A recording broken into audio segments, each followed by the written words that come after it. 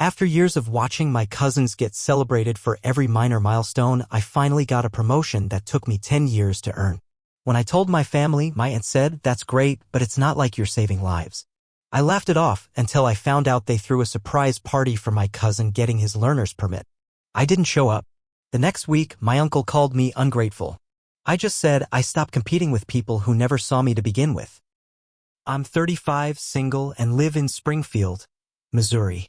Not exactly the exciting kind of life my family likes to celebrate, but it's mine. I've worked at the same logistics company since I was 25. I started loading trucks. Now, 10 years later, I've worked my way up through the mud. Nights, holidays, doubles. I've been overlooked so many times I stopped hoping for recognition. But I kept grinding. 2 months ago, my boss called me into the office. I thought it was another overtime dump. Instead, he said, "We're promoting you. Operations manager." I didn't even smile right away. I thought he was joking. He wasn't. I went outside, sat in my car, and just breathed. 10 years. No favors. No one pulling strings. Just me showing up day after day even when I hated it. I called my mom first. She cried. Then she told me, "You should tell Charlene. The family would want to know." Charlene is my mom's sister. She thinks she's the glue of the family. And maybe she is. Every event runs through her. Birthdays, holidays, even funerals. Her house is the central hub. She's also the loudest, most opinionated person I know. If something doesn't interest her, she shrugs it off like it's nothing. But if her son Andrew ties his shoelaces faster than before, she's calling the newspaper. I still called, even after all these years of being treated like background noise. I thought maybe this time would be different. She picked up on speakerphone. "Hey, Derek." I heard voices in the background. Dinner. Laughing. All of them were there. "Hey, Aunt Charlene," I said. "I just wanted to share some news. I got promoted. I'm officially operations manager at the warehouse." Silence. For a second, I thought the call dropped. Then she said, "Well, that's great, Derek. But it's not like you're saving lives." Laughter. Not cruel, but the casual kind. Like someone telling a joke on accident. I chuckled too. What else was I gonna do? I played along. "Yeah, just keeping the shelves stocked." They moved on to some story about Mia's boyfriend getting into law school. I hung up a few minutes later. I stared at the wall for a while that night. I thought about how many birthdays I'd shown up to, how many gifts I bought for her kids over the years. Never once got anything close to that kind of celebration. Not even a text when I bought my house. Nothing. A week later, I saw it. Ben, her youngest, just turned 16. He got his learner's permit. They threw him a surprise party. Big one. Whole backyard decked out in signs, "Watch out, future driver." And a full table of food. Pizza from the spot across town that I know Charlene complains is too expensive. They got it just for him. A DJ. A freaking bounce house. For a 16-year-old. People from all over the family came. Cousins I hadn't seen in years. Friends of the family. Even Charlene's old coworkers. I wasn't invited. Didn't even get a text. I sat on my couch with my phone in my hand. Just stared at the pictures as they popped up. I don't know what pissed me off more. The fact they didn't invite me, or the fact that I wasn't even surprised. I didn't go. I didn't ask about it. I didn't say a word. A few days later, my phone rang. Uncle Dave.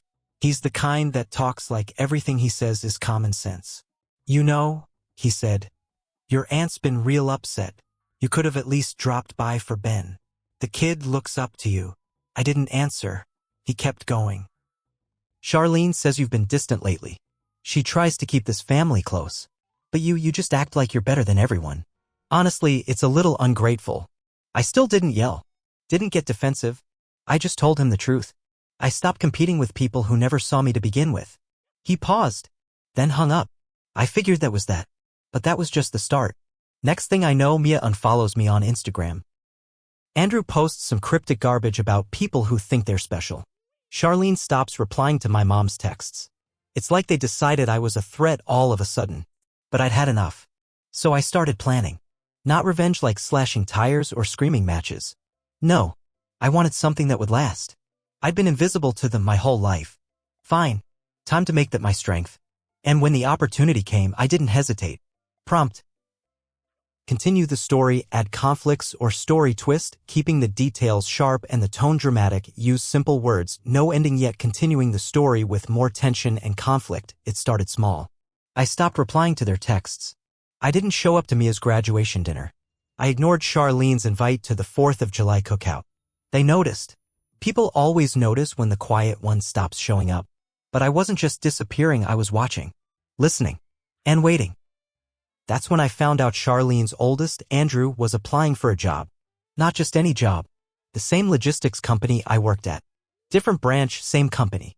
I saw his name on the internal applicant list. I stared at the screen for a long time, just trying to process the irony. He didn't know I'd see it. He probably forgot I even worked there. Now here's the thing, Andrew's got no work ethic. Always coasting on charm. His mom pulled strings to get him through community college, and now he wanted a nice, secure corporate job. My job. So I asked around. Quietly. Turns out he'd already listed me as a reference. Without asking. That pissed me off. I called HR. Hi, this is Derek Ellis from the Springfield branch. I saw an application come through for Andrew McKinney. Says I'm a reference, but I haven't been contacted yet. Just wanted to make sure there wasn't a mistake. The HR rep sounded confused. You're listed, yeah. We haven't called yet, but we will. I wouldn't recommend him, I said. Honestly, I can't speak to his work ethic. I haven't seen anything that tells me he'd be a good fit. Just being honest. There was a long pause. Okay, she said carefully. That's helpful. Thanks for being honest. I hung up. No lies. Just facts. He didn't get the job. Charlene didn't call me. Didn't say a word. But my mom told me Charlene was so confused and heartbroken for her son. Said she couldn't believe the company didn't see how special he was. I laughed out loud. Then I went one step further. Ben was posting on Instagram about how he was going to take driving lessons soon. Bragging like he was about to fly a damn plane. One of his captions was, "Can't wait to cruise in that Civic." Shout out to my parents. So I looked up their car. Sure enough, the Civic wasn't in his name. It was still in Charlene's and Dave's. But they'd told the whole family it was his first car. I called my buddy Craig. He runs a used car dealership and does loan consultations on the side. Hey man, I said. Hypothetically, if someone got a car in their name for their kid but the kid didn't have insurance, what could happen? He laughed. Hypothetically? They could get screwed. One accident and the parents are liable for everything. What if the kid's caught driving without coverage? Suspension, fines, maybe worse. I didn't report him. I didn't even say anything. I just waited. A week later, Ben sideswiped a parked car trying to show off for some girl in a school parking lot. No one got hurt. But the damage? Over $4,000. And guess who didn't have insurance set up yet? They tried to keep it quiet. But in a town like this, stuff leaks. That was when the calls started again. First my mom. What's going on with you and the family, Derek? Then Uncle Dave. You trying to tear everyone down because you feel left out? And finally Charlene. She showed up at my door. I didn't open it right away. I watched her through the peephole. She looked older. Not fragile, just defeated. When I opened the door, she looked at me and said, "What happened to you?" I stared at her. I got tired of being the ghost at your party. She blinked like she didn't get it. I was always there. Always. You just never looked at me unless you had to. Now that I'm not around, it's suddenly a problem. That's not fair. No, I said.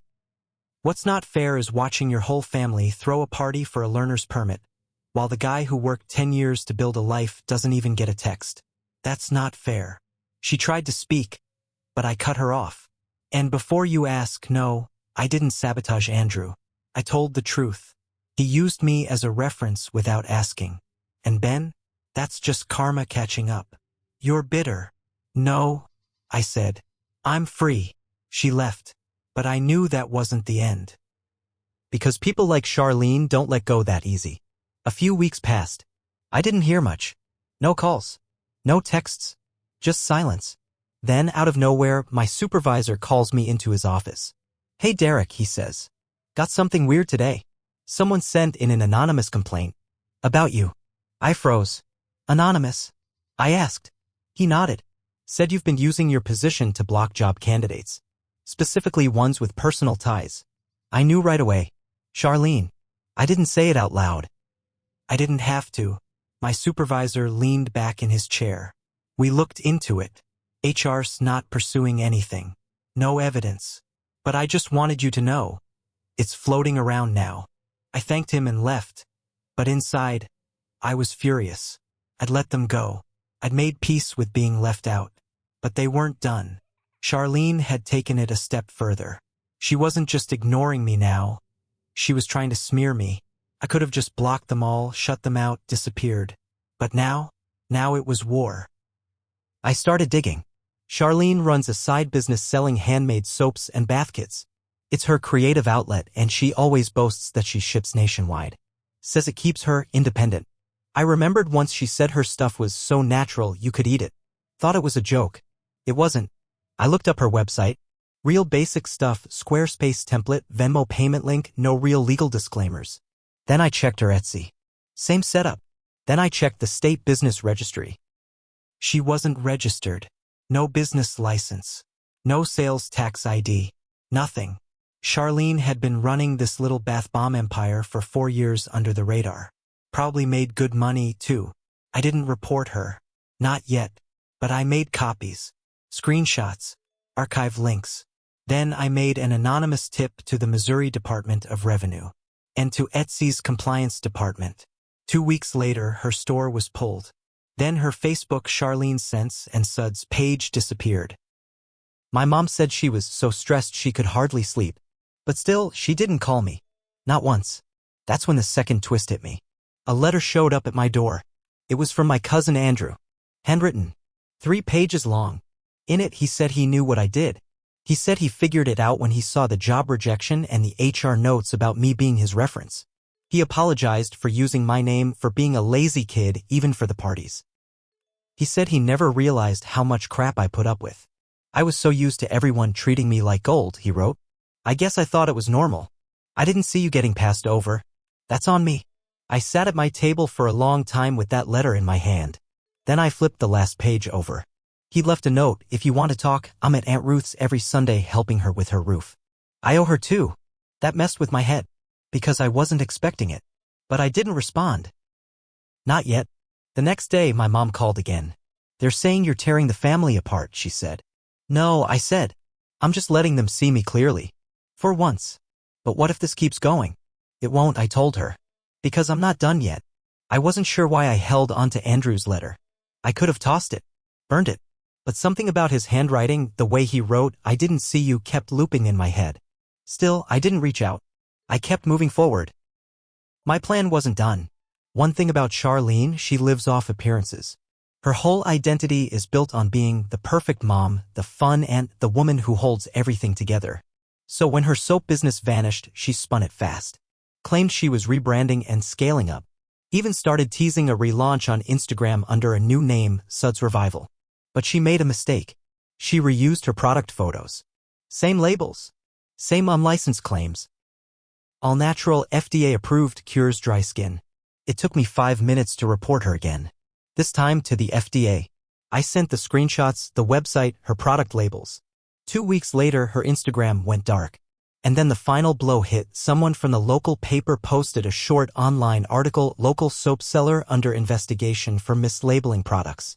That tore through the family like gasoline on a match. My mom called me at work. Derek, did you do this? I didn't lie. She crossed a line.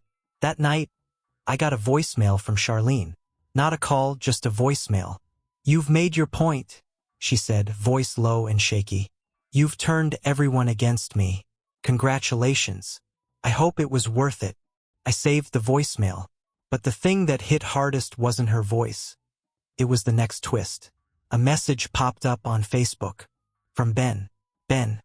I guess I always thought you were boring. But now I see you're the only one who did anything real. Mom's freaking out.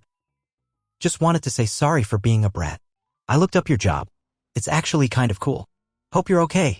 I stared at that for a while. Then, the following Sunday, I drove to Aunt Ruth's. She lives out near Battlefield Road. Quiet little place. I parked out front, sat in the car. I was going to leave. Just drive off. Then I saw Andrew on the roof, hammering shingles. He looked down, saw me, and gave a small wave. No smugness. Just a tired, quiet kind of respect. I got out of the car. He climbed down the ladder, wiped his hands on his jeans, and said, thought you might come. We didn't hug. Didn't shake hands. Just sat on the porch. He didn't make excuses. He didn't defend Charlene. He just asked questions. Real ones. About my job. About what it was like working my way up. About how I kept going all those years while no one said a word. Then he said something I didn't expect. You know, he said, Mom always said you were quiet because you had nothing to say. I think you were just the only one in the room thinking straight. I looked at him and said maybe. Or maybe I was just tired of shouting into a room full of mirrors. We sat in silence for a long time. I left without saying goodbye. The next morning I woke up to an email. Subject line, let's talk. From Charlene. And that's when I knew it was coming. The final blow or the final apology. I hadn't decided yet what I was going to do. I didn't open Charlene's email right away. I let it sit for a day. Then, too, I told myself it didn't matter. But of course it did. On the third night, after another 12-hour shift and a cold beer on my porch, I opened it. Derek, I know things have gone too far. I'm not asking for you to forget. I just want you to understand. I didn't mean to hurt you. I really didn't. But I see it now. I see how we celebrated everyone but you. How we dismissed your hard work. That's on me. I said something awful when you got your promotion. You're not saving lives.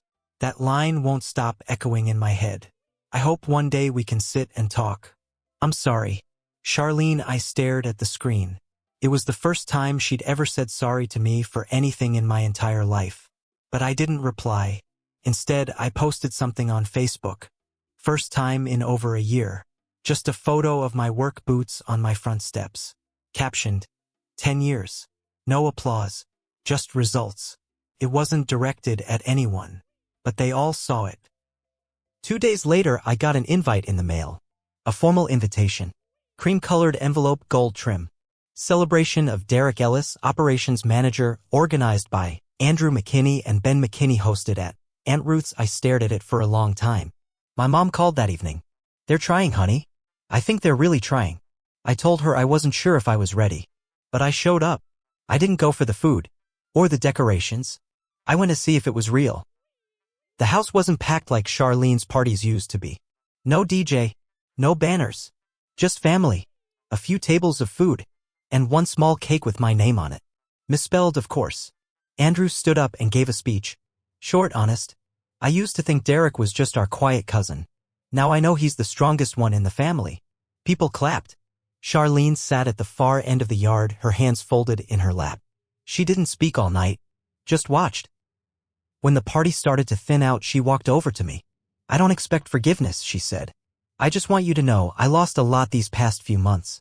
Customers. Friends. Reputation. But the worst thing I lost was the idea that I was right all the time. I nodded. That's a hard thing to lose. Then I looked her dead in the eyes and said, I didn't do all this to destroy you. I did it because I got tired of being erased. She didn't argue. She just nodded. I see you now, she said. Too late, I replied. But thanks. I walked away. That was the last real conversation we had. I didn't rebuild things with her. I didn't want to. Some damage isn't meant to be fixed. It's meant to be remembered. But Andrew and I, we talk sometimes. Same with Ben. They grew up. Maybe I did too. I learned something through all of this. Revenge doesn't always come with fire and fury. Sometimes it's silence. Sometimes it's letting the truth rise when no one can stop it.